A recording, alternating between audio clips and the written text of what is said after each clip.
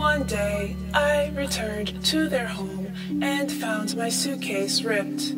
I didn't say anything about it. A few days later, the handle on the same suitcase was broken. I asked her about it, and she said that she didn't know anything about it.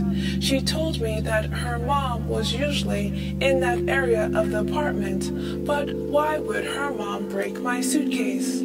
Then she said that it must have been her 1.5-year-old son. There was no way a toddler could have done that kind of damage. I've seen him in action, and he couldn't do that. Sadly, she frequently used her child in the campaign. She taught him to call me auntie, but also showed him the prompts and told him to do it to me. Little kids are not good at being discreet, so it was obvious what was going on. The prompts she taught him were just the simple ones. I felt sorry for the little boy for having a mother like that. What kind of sick parent would actually use their child to drive someone to violence? Did she really care about him? Why would she jeopardize his safety like that?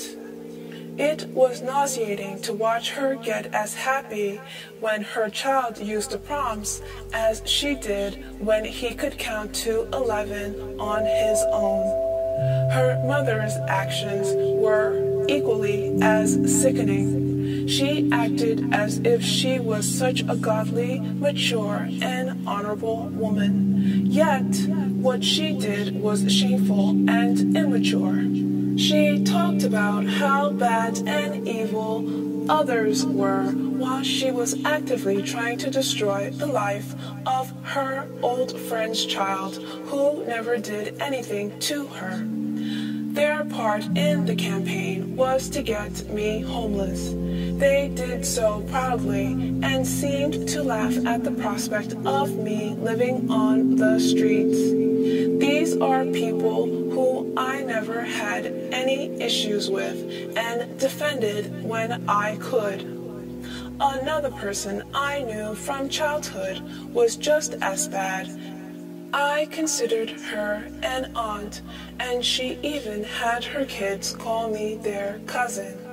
But she too participated in the campaign, as did her kids and other family members.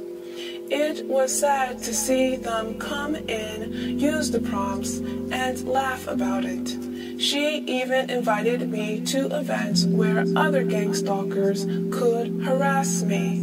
She got away with it twice because I didn't know that she would participate in the campaign. But after that, I knew better. She and the other female even tried to drag my family members into it.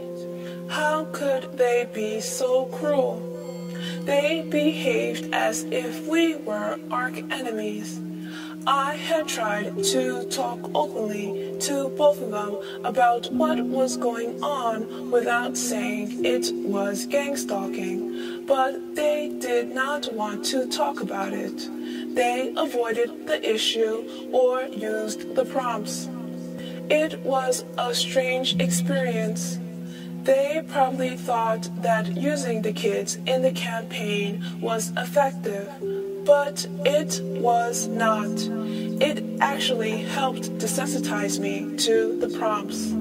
Seeing kids do it proved the immaturity of the whole thing. When the parents used it, it made it easier to see that they were really just little kids in grown-up bodies.